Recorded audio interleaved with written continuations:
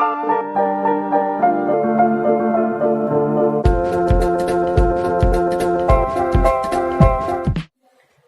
Students, और कैसे हो।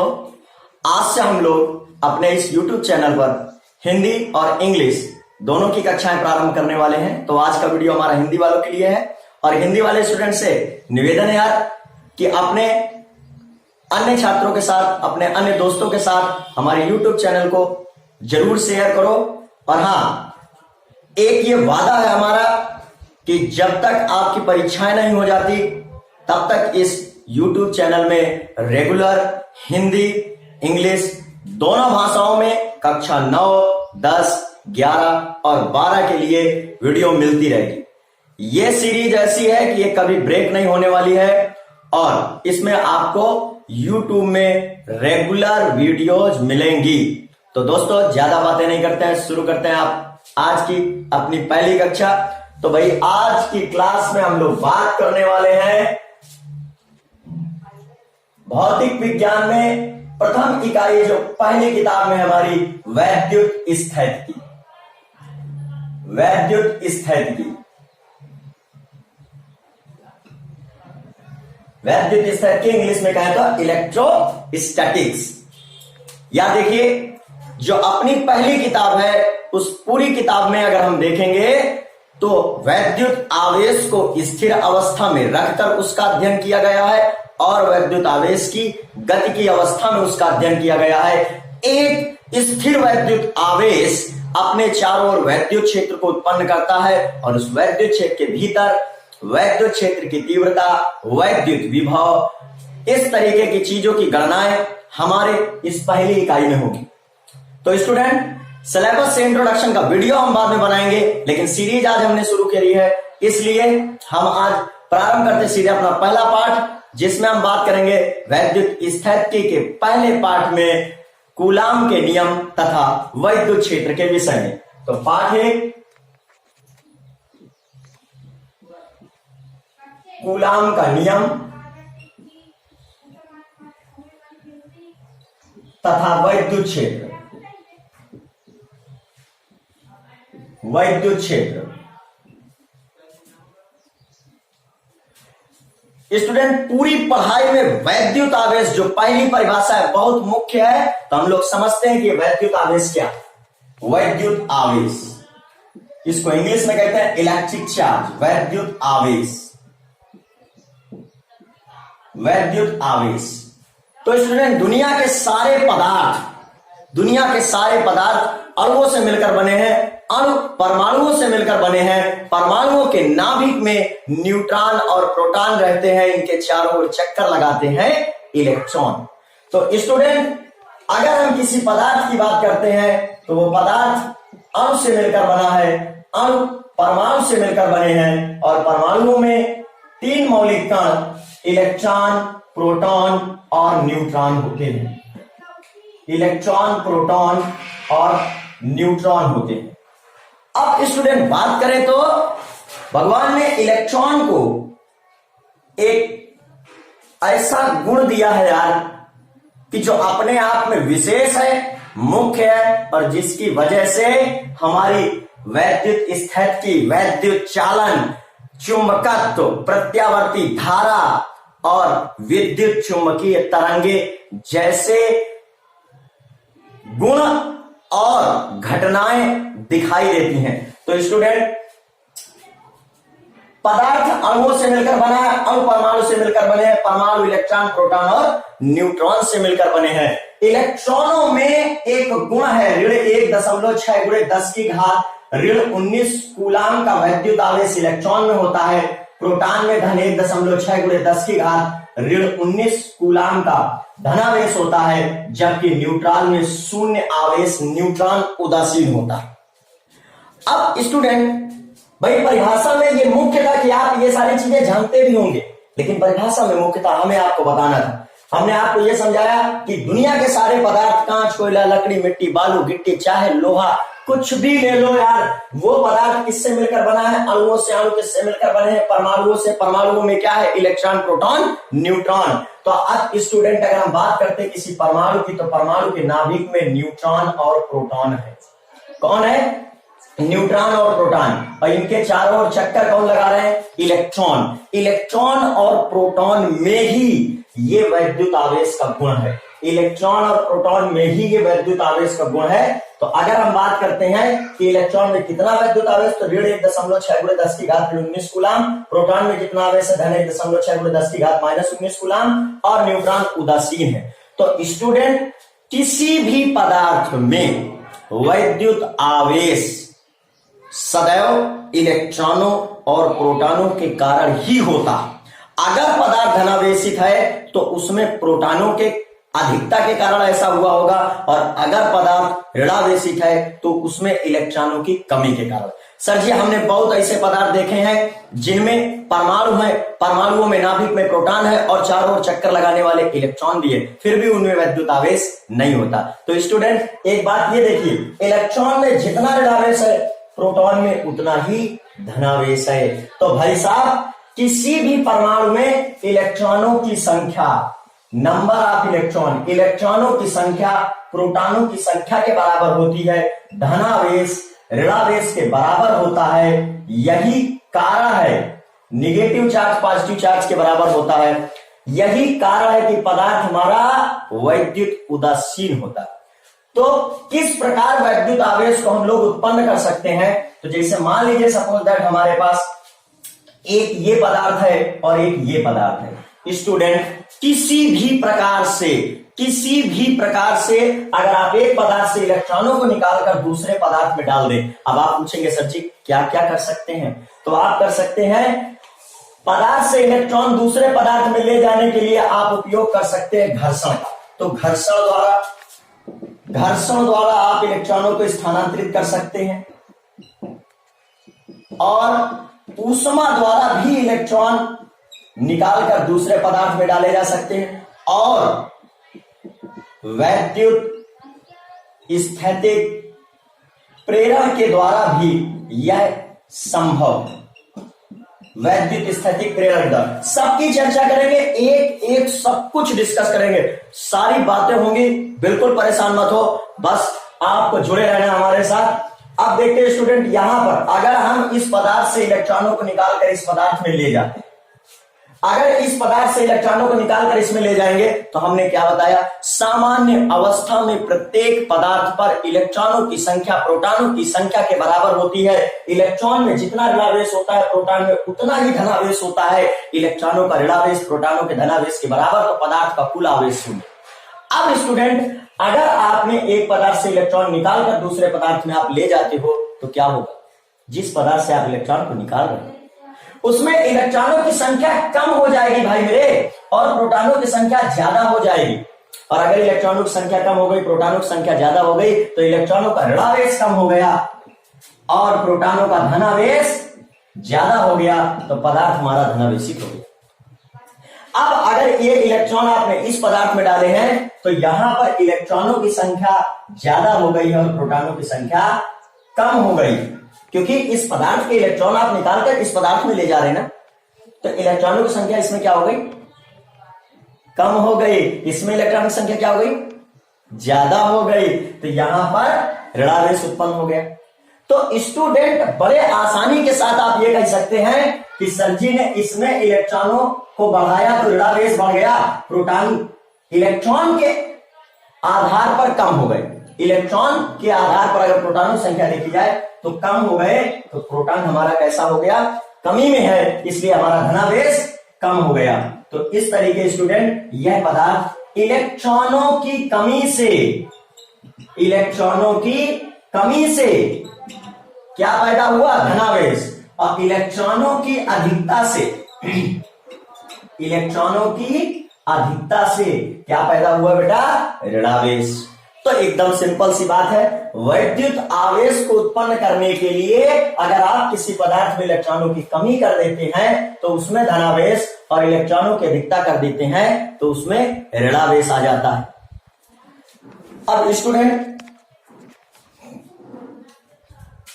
अब यहां पर हमें देखना है कि किसी पदार्थ में अगर ये गुण आ गया, भौतिक विज्ञान में हम किस चीज का अध्ययन करते हैं?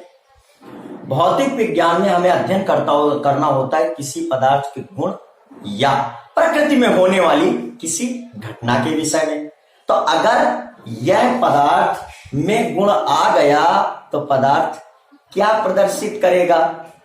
भाई मान लीजिए सपोज दैट कोई एक पदार्थ है जिसमें इलेक्ट्रॉनों की कमी है, तो उसमें क्या आएगा? धनावेश। बच्चों पहला कॉन्सेप्ट याद कर लो, इलेक्ट्रॉनों की कमी से धनावेश। और अगर इस पदार्थ में इलेक्ट्रॉनों की अधिकता हो गई तो क्या आएगा? ऋणावेश।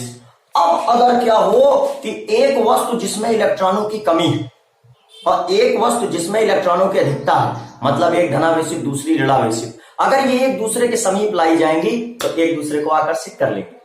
क्या कर लेंगी? आकर्षित कर लेंगी। और अगर स्टूडेंट मतलब ये एक दूसरे को आकर्षित कर लेंगे और अगर स्टूडेंट एक पदार्थ में इलेक्ट्रॉनों की कमी और दूसरे पदार्थ में भी इलेक्ट्रॉनों की कमी, मतलब दो ऐसे पदार्थ जिन दोनों में इलेक्ट्रॉनों की कमी है, तो इलेक्ट्रॉनों की कमी से धनावेश, तो ये दोनों पदार्थ एक दूसरे को प्रतिकर्षित करेंगे। क्या करेंगे?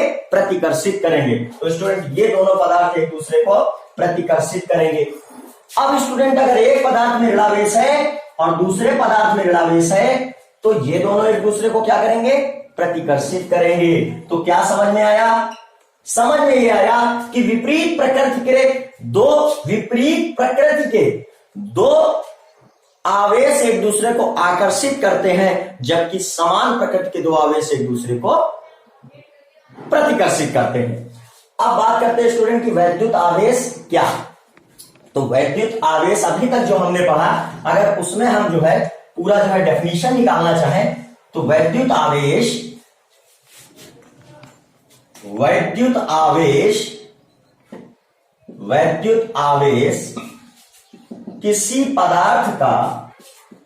किसी पदार्थ का वह गुण है जिसके द्वारा वह किसी अन्य आवेशित पदार्थ को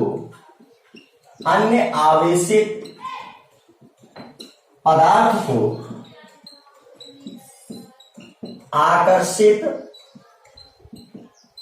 अथवा प्रतिकर्षित करता है।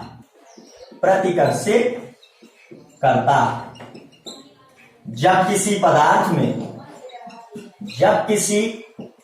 पदार्थ में इलेक्ट्रॉनों की कमी अथवा अधिकता हो जाती है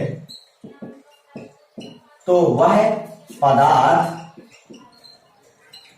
आवेशित हो जाता है।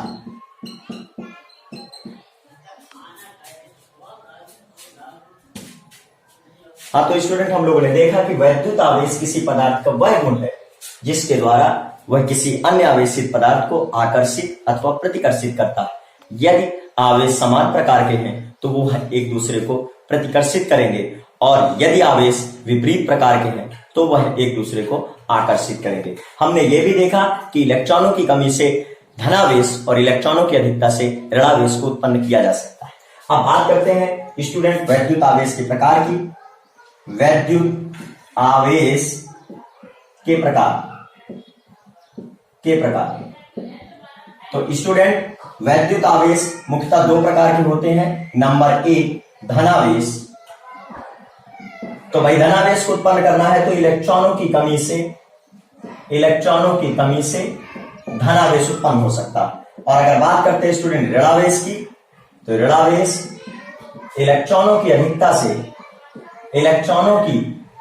से ऋणावेश को उत्पन्न किया जा सकता है। अब स्टूडेंट बात करते हैं अपने स्मरणीय तथ्य की। तो स्मरणीय तथ्य जो हमें याद होने चाहिए, नंबर एक, इलेक्ट्रॉन में ऋण 1.6 × 10⁻19 कूलम ऋणावेश होता है, जबकि प्रोटॉनों में इतना ही धन 1.6 × 10⁻19 कूलम धनावेश होता है। दूसरी बात, किसी भी पदार्थ में सामान्य अवस्था में इलेक्ट्रॉनों की संख्या प्रोटॉनों की संख्या के बराबर होती है। यही कारण है कि पदार्थ हमारा वैद्युत उदासीन होता है। नंबर तीसरी बात, समान प्रकार के आवेश एक दूसरे को प्रतिकर्षित, जबकि विपरीत प्रकार के आवेश एक दूसरे को आकर्षित करते हैं।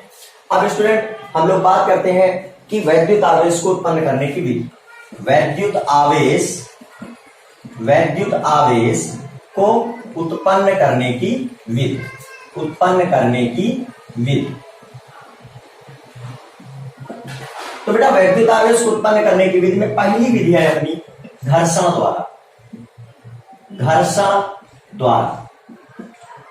तो स्टूडेंट अगर हम एक पदार्थ को दूसरे पदार्थ से घर्षित करते हैं तो होने वाला क्या है कि किसी पदार्थ से दूसरे पदार्थ में इलेक्ट्रॉन स्थानांतरित हो सकते हैं। अब जिस पदार्थ से इलेक्ट्रॉन दूसरे पदार्थ में जाएंगे, घर्षण करने से जिस पदार्थ से इलेक्ट्रॉन दूसरे पदार्थ में जाएंगे, जिससे जाएंगे उसमें धनावेश, जिसमें जाएंगे उसमें ऋणावेश आ जाएगा। तो घर्षण द्वारा वैद्युत आवेश को उत्पन्न किया जा सकता है। नंबर दूसरा ऊष्मा द्वारा। अब स्टूडेंट ऊष्मा द्वारा वैद्युत आवेश को उत्पन्न किया जा सकता है, बिल्कुल आराम से उत्पन्न किया, कोई दिक्कत नहीं है। यहां पर धनावेश, यहां पर ऋणावेश। ऊष्मा, अगर हम किसी पदार्थ को गर्म करते हैं तो गर्म करने के कारण इलेक्ट्रॉनों को ऊष्मीय ऊर्जा प्राप्त होगी। ऊष्मीय ऊर्जा को प्राप्त करके इलेक्ट्रॉन उस पदार्थ में नाभिक के चारों ओर जो चक्कर लगा रहे हैं परमाणु के भीतर, वह उस परमाणु से निकलकर बाहर जा सकते हैं। तो अगर ऐसा होता है तो वह पदार्थ हमारा धनावेशित हो जाएगा और वह इलेक्ट्रॉन जिस भी पदार्थ में जाकर बैठेगा, जिस भी पदार्थ में प्रवेशित होगा, वहां पर ऋणावेश उत्पन्न हो सकता है। अब स्टूडेंट वैद्युत आवेश को उत्पन्न करने की विधि में जो अपनी तीसरी विधि है वो काफी इंपॉर्टेंट है, वैद्युत स्थैतिक प्रेरण द्वारा वैद्युत आवेश को उत्पन्न करना। तो वैद्युत स्थैतिक प्रेरण होता क्या है, काफी इंपॉर्टेंट है स्टूडेंट, इससे क्वेश्चंस भी पूछे जाते हैं खूब। तो हम लोग वैद्युत स्थैतिक प्रेरण द्वारा वैद्युत आवेश को उत्पन्न करने की विधि देखते हैं। तो स्टूडेंट वैद्युत स्थैतिक प्रेरण क्या है? वैद्युत स्थैतिक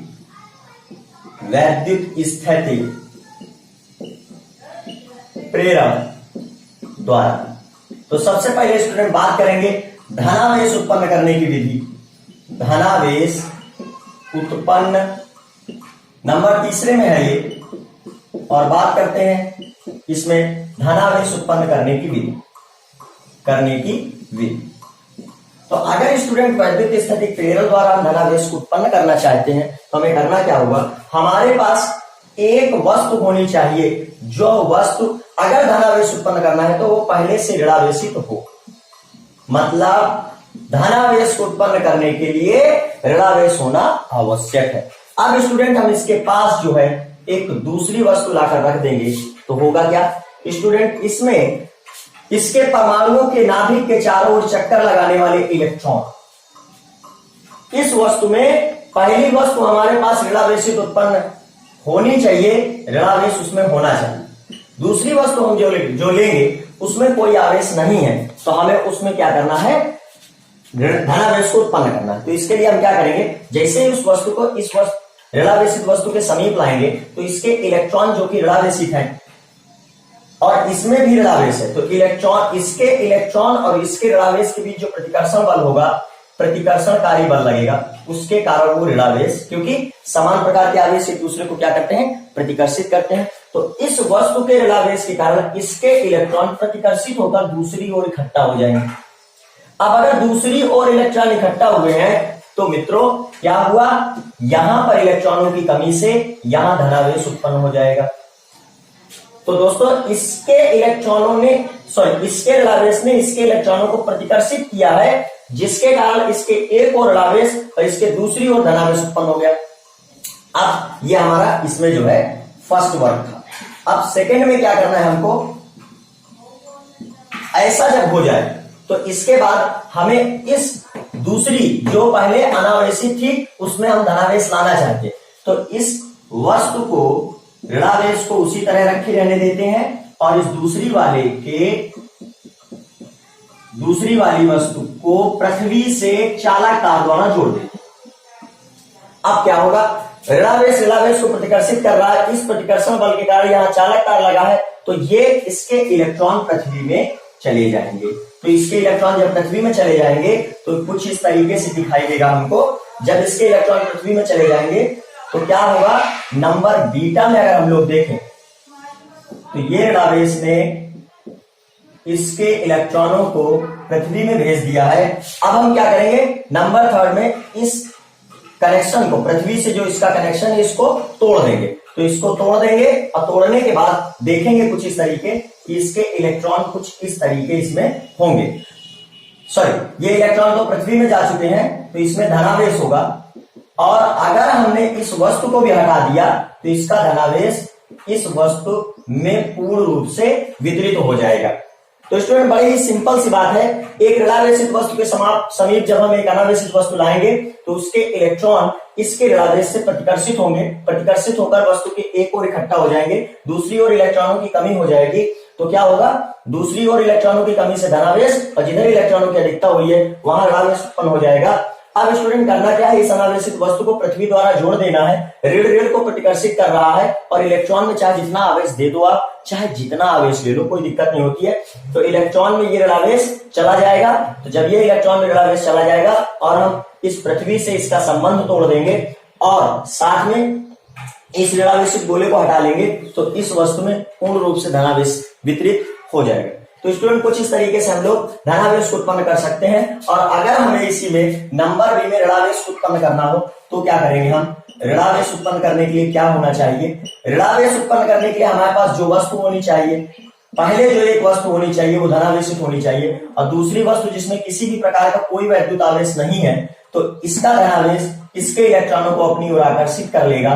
तो स्टूडेंट इसके इलेक्ट्रॉन कुछ इस तरीके से आकर्षित हो जाएंगे, जिधर इलेक्ट्रॉन की कमी हुई है वहां धनावेश उत्पन्न हो जाएगा। और स्टूडेंट जब हम इधर साइड धनावेश होगा और इधर साइड ऋणावेश होगा, अब कुछ इस तरीके से, क्योंकि हमारा जो है ये धनावेशित गोला, क्लियर।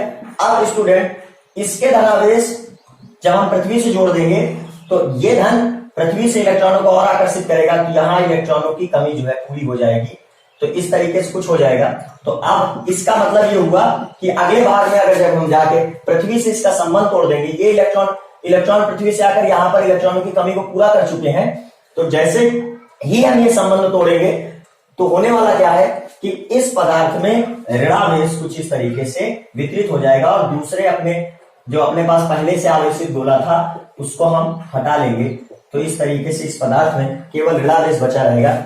तो स्टूडेंट बड़ा आसान है ऋणावेश उत्पन्न करना और धनावेश उत्पन्न करना वैद्युत स्थितिक प्रेरक के द्वारा।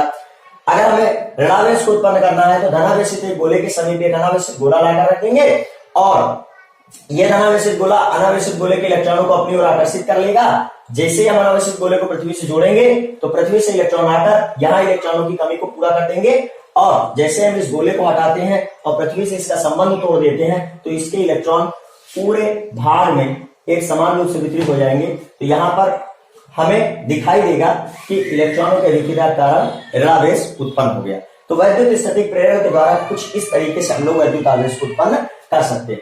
अब स्टूडेंट बहुत ही इंपॉर्टेंट बात अब आज हम करने वाले हैं। वैद्युत आवेश के विषय में हमने उसकी परिभाषा देख ली, वैद्युत आवेश को उत्पन्न करने के तरीके देख लिए, वैद्युत आवेश का प्रकार देख लिया।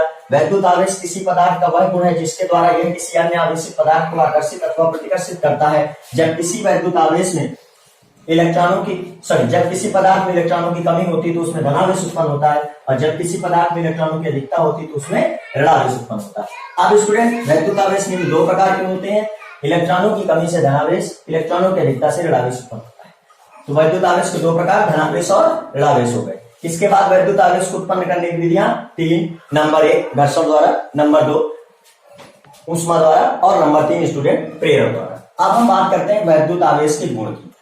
बहुत इंपॉर्टेंट चीजें आने वाली है भाई, बस आप हमारे साथ बने रहें, पढ़ते रहें, चैनल को सब्सक्राइब कर लें, रोज वीडियो आएंगी। वैद्युत आवेश के गुण। तो भाई वैद्युत आवेश के गुण कौन कौन से हैं? तो वैद्युत आवेश के गुण, तो नंबर फर्स्ट है वैद्युत आवेश के संरक्षण का नियम, वैद्युत आवेश के संरक्षण का सिद्धांत। नंबर दूसरा है बेटा मूल आवेश और नंबर तीसरा है बेटा वैद्युत आवेश का क्वांटीकरण अथवा परमाणुकता। अथवा परमाणुकता। तो भाई स्टूडेंट, वैद्युत आवेश के संरक्षण का सिद्धांत सबसे पहले हम लोग पढ़ लेते हैं। वैद्युत आवेश के संरक्षण का सिद्धांत।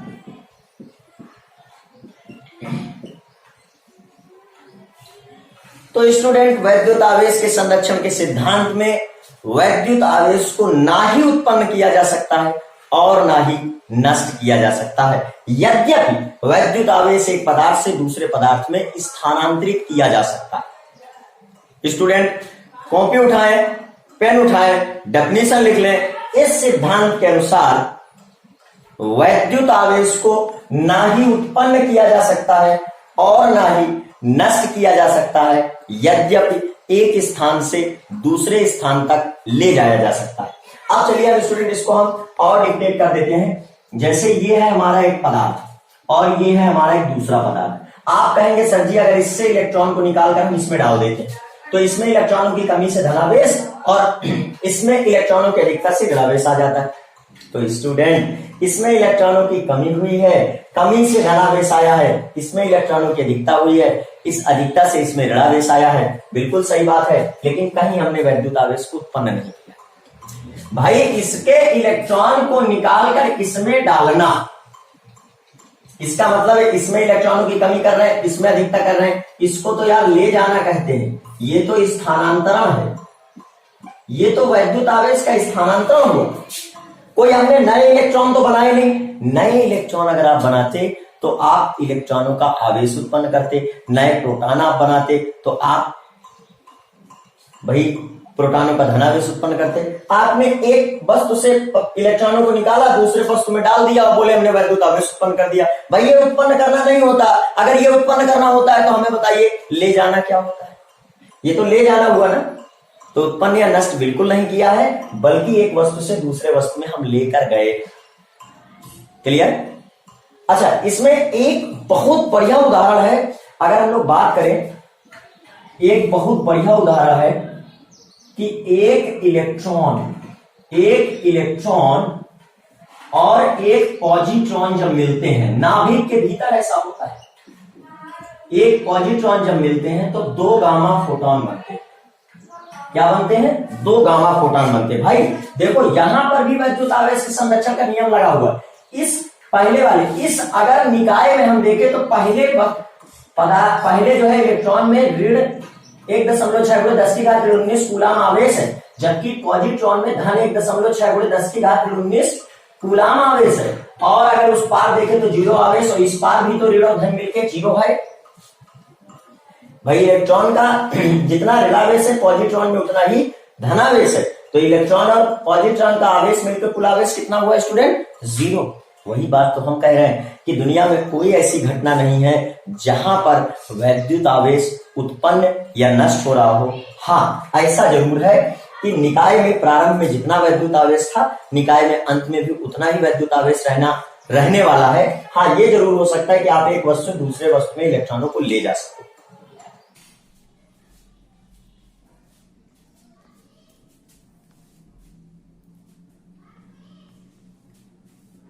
हाँ, तो स्टूडेंट, वैद्युत आवेश के गुण में पहला गुण हो गया वैद्युत आवेश के संरक्षण का सिद्धांत। अब स्टूडेंट, दूसरा गुण है वैद्युत आवेश के गुण में दूसरा गुण मूल आवेश। नंबर सेकंड में बात करें तो मूल आवेश, इंग्लिश में कहते हैं एलिमेंट्री चार्ज। अब स्टूडेंट, मूल आवेश की परिभाषा में शब्द में ही परिभाषा छिपी है। देखिए, मूल मतलब जड़, जड़ मतलब आधार, मतलब सबसे नीचे, सबसे नीचे। तो स्टूडेंट, अगर आपसे हम कहें कि इस पदार्थ को आपको सबसे कम आवेश उत्पन्न करना है, अगर इस पदार्थ में आप न्यूनतम आवेश उत्पन्न करना चाहते हो तो आप कितना उत्पन्न करेंगे? इस पदार्थ में न्यूनतम आवेश उत्पन्न करने के लिए आप न्यूनतम इलेक्ट्रॉन की कमी करेंगे या न्यूनतम इलेक्ट्रॉन की अधिकता करेंगे? तो बताइए स्टूडेंट, इस पदार्थ में अगर कम से कम आप एक इलेक्ट्रॉन निकालते हैं, न्यूनतम मतलब कम से कम आप एक ही इलेक्ट्रॉन निकाल सकते हैं। तो अगर आपने एक इलेक्ट्रॉन की कमी करी है तो एक इलेक्ट्रॉन के बराबर धनावेश, और अगर आप इसमें एक इलेक्ट्रॉन डालते हैं तो एक इलेक्ट्रॉन के बराबर ऋणावेश उत्पन्न कर देंगे। तो बच्चों मूल आवेश किसी भी पदार्थ में जो न्यूनतम आवेश उत्पन्न किया जा सकता है, किसी भी पदार्थ में जो सबसे कम वैद्युत आवेश उत्पन्न किया जा सकता है उसे मूल आवेश कहते हैं। और कम से कम वैद्युत आवेश आप कितना उत्पन्न कर सकते हैं? भाई इलेक्ट्रॉनों की कमी या अधिकता के कारण वैद्युत आवेश उत्पन्न होता है, तो आप कम से कम एक इलेक्ट्रॉन की कमी करेंगे या एक इलेक्ट्रॉन की अधिकता करेंगे। तो अगर आपने एक इलेक्ट्रॉन की कमी करी है तो एक इलेक्ट्रॉन के बराबर धनावेश, एक इलेक्ट्रॉन की अधिकता कर रहे हैं तो एक इलेक्ट्रॉन के बराबर धनावेश, मतलब धन 1.6 गुणे 10 की घात ऋण 19 कूलाम या ऋण 1.6 गुणे 10 की घात ऋण 19 कूलाम वैद्युत आवेश को आप उत्पन्न कर सकते हो। तो न्यूनतम यह वह संभव वैद्युत आवेश है जो आप उत्पन्न कर सकते हैं। अब स्टूडेंट अगर मूल आवेश की हम परिभाषा समझे तो वह न्यूनतम आवेश जो किसी पदार्थ में उत्पन्न किया जा सकता है,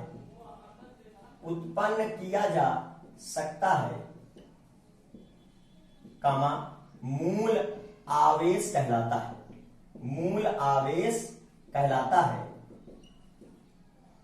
मूल आवेश कामा वैद्युत आवेश की सबसे छोटी इकाई है। इसका मान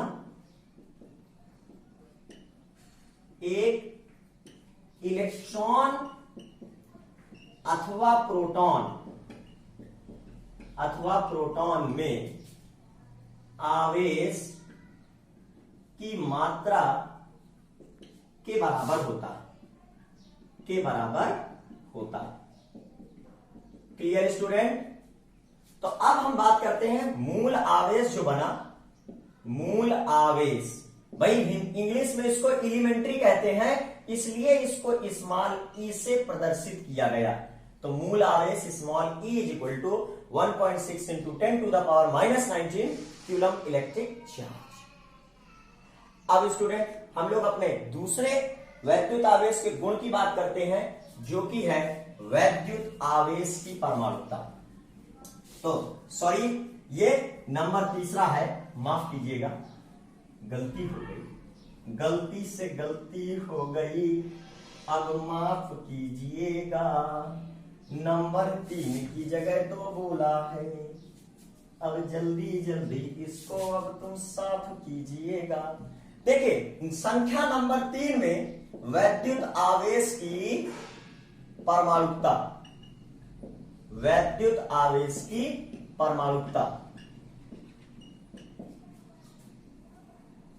अब भाई वैद्युत आवेश की परमाणुता क्या है? तो स्टूडेंट अगर हम लोग कई सारी पदार्थों में वैद्युत आवेश को उत्पन्न करना चाहते हैं तो किस तरीके से उत्पन्न करते हैं जरा देखिए। अगर हम इससे एक इलेक्ट्रॉन की कमी करते हैं तो इसमें धन आएगा, और अगर अधिकता करते हैं एक इलेक्ट्रॉन की कम से कम तो ऋण आएगा। मतलब कम से कम एक इलेक्ट्रॉन के बराबर धन और कम से कम एक इलेक्ट्रॉन के बराबर ऋण आ सकता है। अगर हम 2 इलेक्ट्रॉन उससे आगे बढ़े, 2 इलेक्ट्रॉन निकाल ले या 2 इलेक्ट्रॉन डाल दे तो भाई धन 2e ऋण 2e आवेश आ सकता है। 3 इलेक्ट्रॉन निकाल ले तो धन 3e, 3 इलेक्ट्रॉन डाल दे तो ऋण 3e। अगर हम इससे n इलेक्ट्रॉन निकाल लें तो धन ne, और अगर n इलेक्ट्रॉन डाल दे तो ऋण ne। तो स्टूडेंट बड़े ही आसान शब्दों में अगर ये समझे वैद्युत आवेश की परमाणुता तो क्या हुई? मूल आवेश E का पूर्ण गुणक 1 2 3 4 5 6 7 8 n। मतलब वैद्युत आवेश को सदैव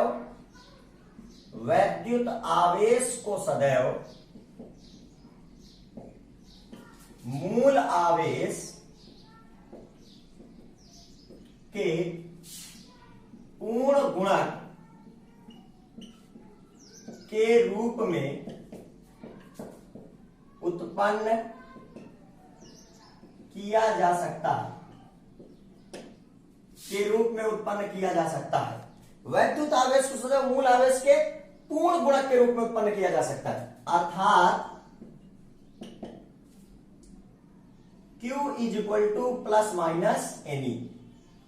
अब बच्चा कूलाम हो गया। अब आप हमसे कहोगे कि सर जी यहां पर Q क्या है, तो पदार्थ में उत्पन्न आवेश है भाई, पदार्थ में उत्पन्न वैद्युत आवेश है।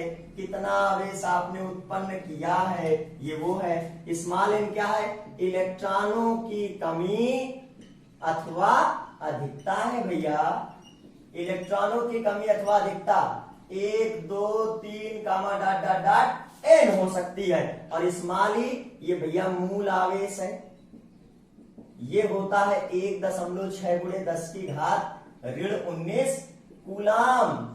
अब बेटा अगर हम आपसे कहें कि क्या भाई E 2E 3 प्लस माइनस ये सारे आवेश संभव हैं, अगर हम आपसे कहें कि प्लस माइनस 17.7 E कूलाम वैद्युत आवेश हमने उत्पन्न किया है, तो आप समझ लेना कि झूठ बोल रहे हैं। क्यों भाई, कम से कम भाई अगर हम आपसे कहें कि हमने 17.7 इलेक्ट्रॉन कूलाम मतलब 17.7 गुणे मूल आवेश कूलाम आवेश उत्पन्न किया, तो क्या यह संभव है भाई? 17.7 इलेक्ट्रॉन ना तो निकाले जा सकते और ना ही डाले जा सकते। 17 इलेक्ट्रॉन निकालोगे या तो 18 निकालो, ये 0.7 इलेक्ट्रॉन कहां से लाओगे? इसका मतलब यह हुआ कि इस तरीके का वैद्युत आवेश उत्पन्न नहीं किया जा सकता है। हमें सदैव मूल आवेश के पूर्ण गुणक के रूप में ही आवेश को उत्पन्न कर सकते हैं, यही बात ये परिभाषा कह रही है। तो इस तरीके के आवेश संभव है, लेकिन अगर कोई इस तरीके का आवेश उत्पन्न कर रहा है, कोई बोले 5.5 ही आवेश हमने उत्पन्न कर दिया है, तो आप समझना कि वो आपसे झूठ बोल रहा है, सरासर झूठ बोल रहा है। क्योंकि भाई 1 electron 2 electron 3 electron 4 electron 5 electron 6 electron dot dot dot प्राकृतिक संख्याओं के पूर्ण गुणक में ही आप आवेश को उत्पन्न कर सकते हो। तो यह संभव नहीं है कि 5.5 ही कूलाम आवेश को आप उत्पन्न कर सको। तो स्टूडेंट मिलते हैं अपने नेक्स्ट वीडियो में, तब तक के लिए आप सभी छात्रों से बता दो कि पांडे सर जी अब YouTube में आ चुके हैं, हिंदी और इंग्लिश दोनों भाषाओं में। आपको प्रारंभ से पूरा सिलेबस पढ़ाया जाएगा, कोई दिक्कत नहीं है। ज्यादा से ज्यादा सब्सक्राइबर बढ़ाइए और कॉपी में नोट्स बनाते चले। अगर आप नोट्स नहीं बनाते हैं तो फिर आपको बाद में यही चीजें दिक्कत क्रिएट कर सकती हैं। तो आज की वीडियो में इतना ही, कल मिलते हैं कूलाम के नियम के साथ। तब तक के लिए नमस्कार। चैनल को सब्सक्राइब कर लो।